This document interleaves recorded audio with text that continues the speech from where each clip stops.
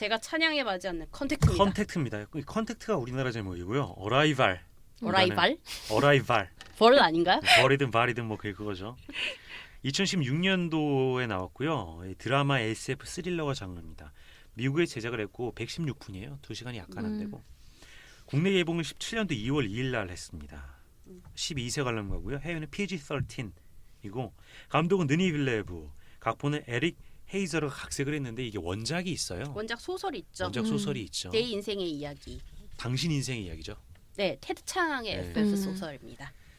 제작은 여러 명이 했고 기획도 여러 명이 했는데 야, 드니 빌레브 작품들은 제작이랑 기획을 여러 명이 하네요. 엄청나게 많은 사람들이. 촬영은 브래포드 영, 음향을 또 여러 명이 했고요. 음악은 요한 요한슨이 또 했습니다. 음향은 진짜 상 받을만 했어요. 진짜 너무 잘 썼어요. 잘 썼죠. 네. 그리고 편집은 조 월커, 애니메이션은 뭐 베른트 앵거러, 뭐 카일로 구아만이 했고 그렇습니다. 네. 배우들은 우리가 알만한 배우들은 에이미 아담스, 루이스 역으로 나왔던 에이미 아담스와 제이미 러머너 그 주연 이악 역으로 나왔고요. 그다음에 포레스트 위테거 이분은 흑인 그러니까 아프리카계 미국인이신데 몸집이 크고 눈이 한쪽이 안검하수가 있어요. 그게 딱 보면 알 거예요. 알아요. 그리고 티지마라고 쉥 장군을 나오는데 이분이 러시아워 1편에도 나오고 아주 익숙합니다. 그러니까 동양인, 동북아시아, 중국인으로 많이 나오는 배우고요. 네. 수상으로 넘어가면 2017년도 미국 아카데미 시상식에서 이 각색상 후보, 감독상도 후보, 미술상 후보, 음향 믹싱상 후보. 근데 음향 편집상과 음향 편집상을 탔고요. 후보로도 작품상이 올랐는데 타지 못했고 촬영 편집 다 후보로만 올랐고요. 후보로 이렇게 많이 오른 거 보니까 사람들이 좋아했나 봐요. 이게 심사하는 사람들도 굉장히 영화제가 좋아할 만한 확실히 그런 영화긴 해요. 네, 그리고 영국 아카데미 시상식도 정말 많은 것에 후보로 올랐지만 음향상만 수상을 했습니다. 그리고 세턴 어워즈에서도 정말 많은 게 후보로 올랐지만 최우수 각본상 정도 탔네요. 네. 네, 그렇습니다.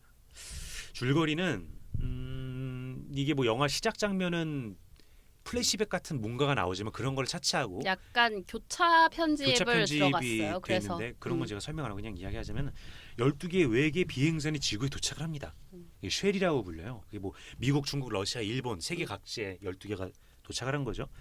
그러니까 외계에서 비행체가 오면 어떻게 해요? 비상 상황이 벌어지고 군대가 출동하고 저거를 우리가 부셔야 되느냐, 뭐 타협을 해야 되느냐, 뭔가를 해야 되느냐, 교섭을 해야 되느냐 하는 상황이 오잖아요. 군인들이 저 외계 생명체와 접촉을 하려면은 대화가 통해야 되는데 하다못해 뭐 통역가를 부르고 싶어도 통역가가 없어요. 빵상 아줌마를 부를 수도 없고. 그러니까 이 언어학자를 어떻게 보면 언어를 공부한 사람은 뭔가를 할 수 있겠지라는 막연한 생각에 언어학자들을 다 모읍니다. 전 세계에서 각각 국가들이. 우리나라가 아니죠 여기는. 미국이 배경이니까 미국에서는 미국이 홈타운인가 봐요. 너무 미국을 제가 이렇게 동경을 해서 그래서 미국에서는 이 에이미 아담스와 제레미 러너를 부릅니다. 언어학자를. 그래서 얘네와 지금 대화를 해야 되는데 너네가 뭐 잘 해석할 수 있겠냐? 그래서 접촉을 해요. 외계 생명체와. 근데 또 외계 생명체가 문어처럼 생겼어요. 다리가 10개 정도 되고. 그래서 접촉을 하면서 이 언어를 배우는데 언어가 또 특이합니다. 이게 원으로 돼 있는데 이 모양이 특이한 원이에요. 문자. 그러니까 그걸 보면서 에밀리 블런트가 어떻게 해석하려고 이것도 해보고 에밀리 블런트가 아니고 에이미 아담스가 제레미 러너와 함께 해석하려고 고군분투를 하면서 이 에이미 아담스가 뭔가 이렇게 해석을 하게 되는데 어느 순간부터 해석을 하는 시점부터 환영을 보는 거예요. 꿈을 꾸고. 근데 저는 그 꿈이 과거에 있었던 이야기가 그냥 플래시백으로 나온 줄 알았더니 나중에 보니까 그 미래의 이야기를 언어를 공부하면서 뭔가 그 꿈을 꾸게 되고 이렇게 떠오른 거죠. 깨닫게 되는 거죠. 그래서 어느 순간 이게 내가 아직 겪지 않은 일이구나 깨닫고 미래를 볼 수 있다는 걸 깨닫고 미래에서 자기가 이 해결한 거를 바탕으로 미래가 펼쳐지니까 그거를 또 바탕으로 이걸 다시 해결하게 되는 그런 뭔가 백투더피처 같은 느낌의 그런 행동들을 하면서 이 외계의 생명체와 대화를 하고 결국에 평화롭게 끝내고 나중에 그 자기가 환상으로 봤던 미래처럼 앞으로 흘러간다라는 내용으로 끝이 납니다. 네. 어떻게 그렇습니다. 보셨습니까? 어, 두 번 보셨다면서요? 저는 이걸 처음에 영화관에서 봐야지라는 생각을 했는데 우리나라 개봉할 즈음에 이 캠 버전이 뜬 거예요. 아, 제가 봤다는 게 아니라 떴어요. 떠갖고 누군가가 네. 이제 누군가에 대한 이야기를 하는 건 이제 편의상 저로 하겠습니다. 음. 그래서 이상한데? 제가 네. 그거를 보는데 자막도 이상해요. 그러니까 캠 버전에 뭘 바래요? 아니 자막은 최소한 제대로 만들 수 있는데 음. 당신은 이걸 먹을 것입니다 이런 식으로 번역을 한 거예요. 그리고 정말 화질도 구리고 이상해서 그냥 넘기면서 봤죠. 이해를 못했어요. 그 플래시백도 에밀리 블런트가 에밀리 블런트 에밀리 아니에요. 블런트 에밀리 블런트 왜 이렇게 제가 좋아해? 마음이 급해서 에이미 아담스가 결혼을 했는데 음. 딸이 죽었고 음. 그리고 그게 이제 그 환영으로 이후의 떠오른다. 생각이라고 그렇게 생각을 했는데 그리고 영화를 봤죠. 음. 이해를 못하고 그다음에 이번에 다시 봤잖아요. 음. 진짜 재미없게 봤던 거 또 보면서 쭉 보고 있는데 마지막에 보니까 잠깐 이게 겪었던 이야기가 아니라 잠깐 미래 이야기잖아. 한 방 얻어박으신 것 같아요. 그래서 맞아요. 그때 딱 충격을 받고 영화를 네. 다 보면 영화 좋았다. 음. 근데 내가 이미 이렇게 캠 버전을 한번 보고 이걸 다시 봤는데도 불구하고 좋은 거 보면은 야 내가 영화관에서 봤으면 이거 얼마나 충격을 먹었었을까. 그러니까. 참 아쉬웠습니다. 네. 물론 이제 제가 본 게 아니라 남의 본 이야기가 제 네네네. 이야기 좀 섞여 그렇죠. 보긴 네. 네. 네. 그런 걸로. 검사님, 네. 검사님 사랑합니다. 판사님 사랑합니다. 지연은요? 저도 마찬가지예요. 이거 처음 봤었을 땐 진짜 약간 어머 저런 이야기였어. 너무 충격을 받은 거예요. 그래서 사실 이 영화에서 되게 얻어갈 게 많았는데 그것밖에 기억이 안 나요. 그런 상태에서 다시 보게 됐죠.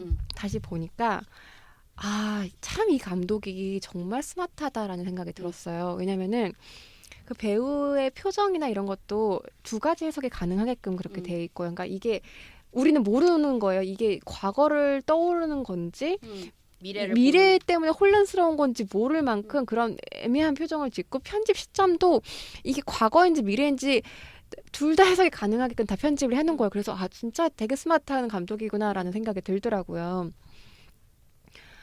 그러고 정말 이 감독이 하고자 하는 많은 메시지들이 이 영화에 있었던 것 같아요. 그러니까 우리는 정말 일부밖에 모르는 거예요. 세상이 어떻게 그러니까 우리 운명이 어떻게 흘러갈지 모르고 그럼에도 불구하고 받아들이겠느냐? 이게 저는 이 SF 영화인데도 불구하고 그게 이 영화의 포인트라고 생각을 하거든요.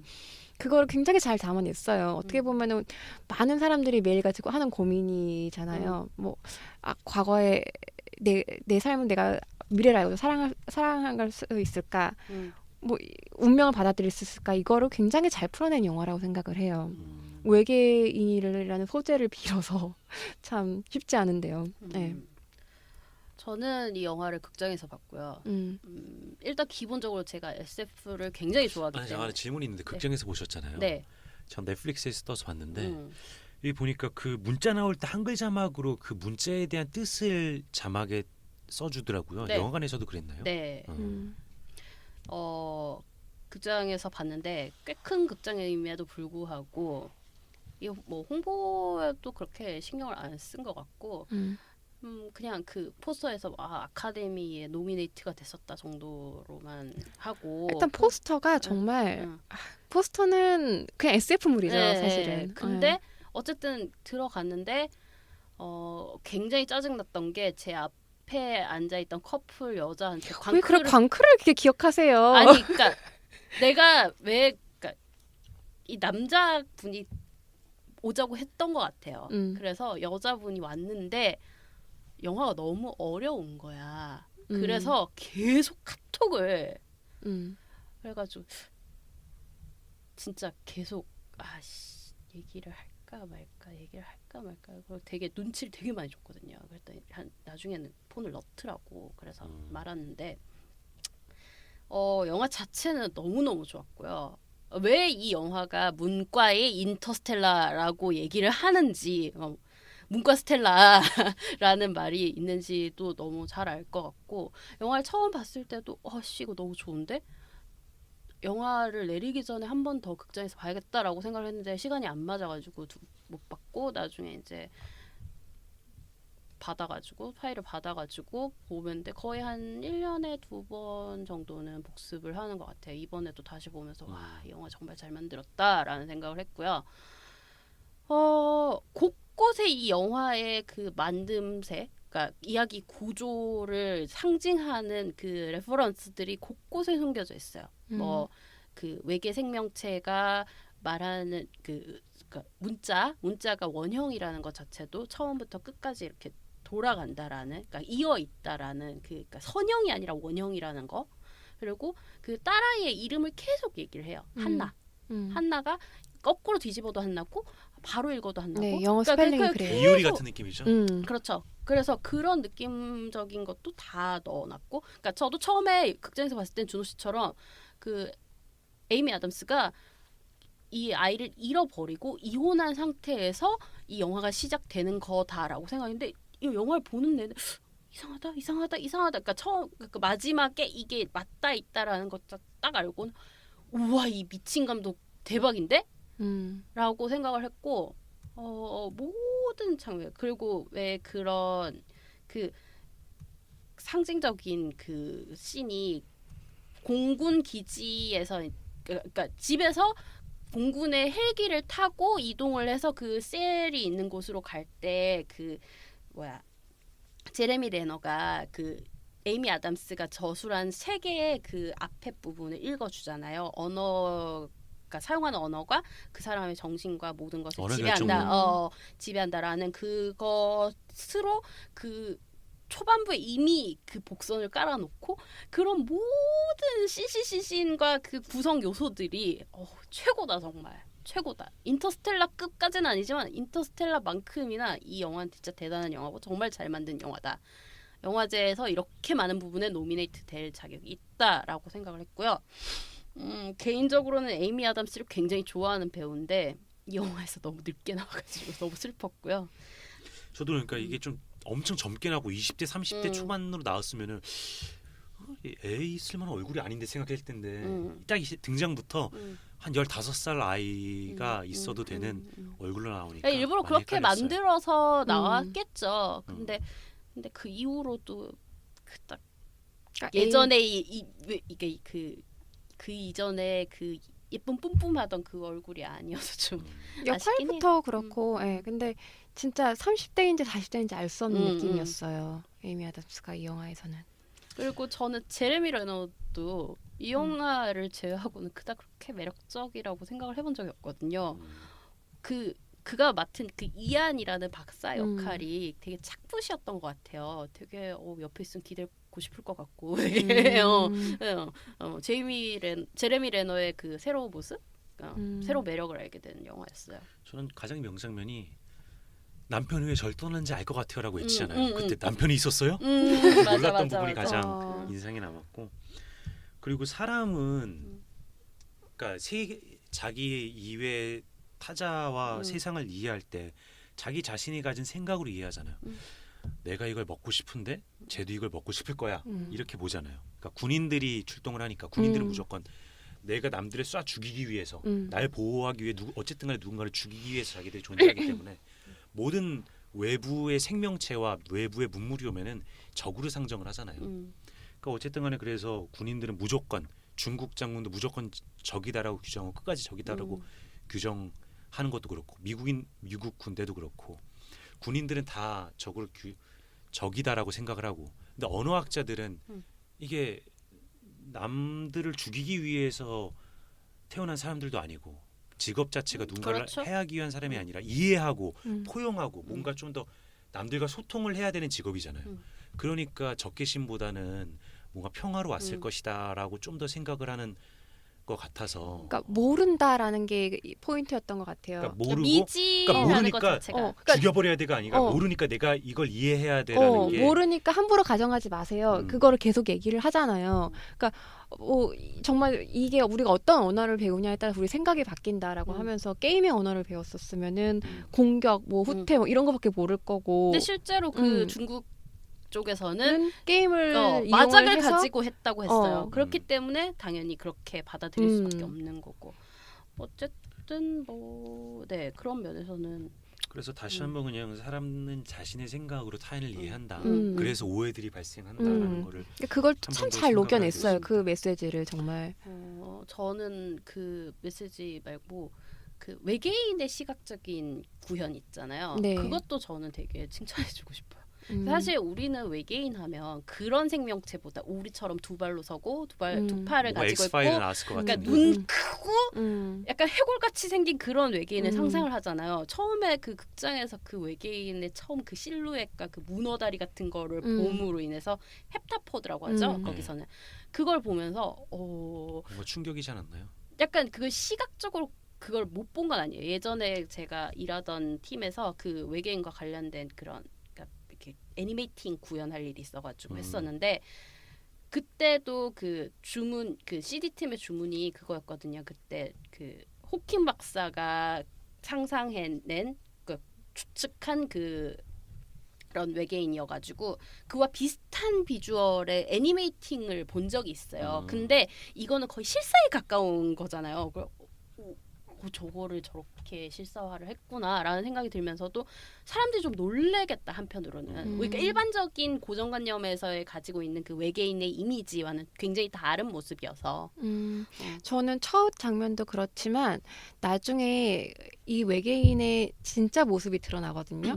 그것도 반전이었어요. 왜냐면은 그 방금 말씀하신 헵타포드라고 이름을 붙인 것 자체가 다리가 7개가 보여졌기 때문에 그렇게 이름을 지어졌는데 알고 보니까 그 위에 몸통이 하나 더 있는 거예요. 근데 그거 아무도 몰랐어. 거기 가야지 그 실체를 알 수 있었던 거예요. 그러니까 요만큼 네. 그 그러니까 정말 그 다리는 정말 그 딱 몸의 일부였을 음. 뿐이고 그 빙산의 일각처럼 큰 더 덩어리가 더 위에 있었던 거죠. 그러면서 살 좀 빼지 진짜. 네, 그런 비주얼 자체도 좀 충격적이고 이미지도 그렇게 처음에 보여준 거랑 또 다른 모습을 보여준 것 자체도 되게 굉장히 좋은 트릭이었다고 생각을 해요. 어쨌든 이런 얘기를 할 수 있다는 것 자체가 저 너무 기뻤어요, 진짜. 그러니까 이 영화에 대해서 영화 자체가 너무 좋은데 음. 주변에 얘기할 만한 사람이 별로 없어. 그래서 아니 뭐 인터넷에 이야기하시면 되잖아요. 그 글로 쓰는 것 자체가 정리를 해서 이렇게 하는 거니까 그건 수다 떠는 거랑 또 다르잖아요. 그렇죠. 그래서 이렇게 수다 떠는 거에 네. 재미가 있어요. 저는 그래서 SF물을 굉장히 좋아해요. 그러니까 생각할 여지들이 많고 일단 기본적으로 시각적인 그러니까 SF인 걸 가정하면 시각적인 것과 그 청각적인 것과 모든 것이 충족된 상태에서 이런 것들을 찾아내는 재미가 있거든요. 그래서 또 이렇게 제 좋은 작품이 또 나왔으면 좋겠고 그렇습니다. 저는 이 사정상 가야 돼가지고 네. 말을 하나 더 덧붙이자면 이건 꼭 영화관에서 봐야 되는 네 맞아요. 영화고 컨택트라고 이전에 개봉한 조디 포스터 영화가 있잖아요. 네. 물론 저는 그건 더빙판으로 뭐 오늘의 명화 같은 데서 봤지만 거기서 와서 너무 재밌게 봤어서 어린 나이에. 네, 저도 사실 그거 되게 최애 영화 중에 하나예요. 근데 그거는 극장에서 보지 않더라도 워낙 스토리 자체가 주는 게 크기 때문에 집안에서 봐도 되는데 이거는 그 음향과 시각이 맞아요. 거의 대부분의 분위기를 좌우하기 때문에 극장에서 보지 않는 이상 집에서 보면 아마 집중을 못하지 않을까 좀 라는 생각을 그렇죠. 합니다. 그럼에도 불구하고 쫄깃쫄깃한 서스펜스는 살아 있습니다. 진짜 그 카나리안가요? 네. 그 새가 짖는데 하는데 너무 긴장감이 느껴져요. 새가 이렇게 맞아요. 삐약삐약거리고 있는데 역시 서스펜스. 서스펜스 하면은 네. 그거죠. 네. 저는 그럼 사정상 가야 돼서 안타깝네. 블레이드 러너 이야기를 좀 더 해보고 싶은데 들어요. 들어요.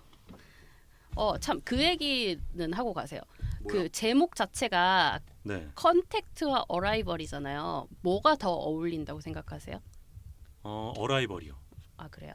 치현 씨는? 저도 어라이벌이요. 저는 컨택트. 그러니까 약간 물론 그들이 온 날부터 시작됐다는 면에서는 어라이벌이 맞지만 모든 그러니까 마지막에 그 언어와 모든 게 내가 미래를 볼 수 있다라는 그들의 언어를 이해함으로 인해서 모든 게 빚어졌. 그러니까 어쨌든 그게 시작점이 어디냐에 따라서 그 관점이 달라질 수 있을 것 같은데 저는 오히려 그 영화를 보고 나와서 처음에 왜 제목을 컨택트로 바꿨는지를 조금 더 이렇게 컨택트가 좀 더 와닿네라는 생각이 들었거든요. 근데 그거는 뭐 각자 받아들이기 나름이니까. 그리고 또 이미 컨택트라는 게 있으니까 그거를 좀 더 오염이 되는 것 같아요. 10분 활용한 거죠. 흥행에 조금이라도 도움이 되게 그러니까 하려고. 저는 그게 패착이었던 것 같아요. 그렇군요. 자, 준호 씨가 퇴장하셨습니다. 똑바로 닫고 가세요.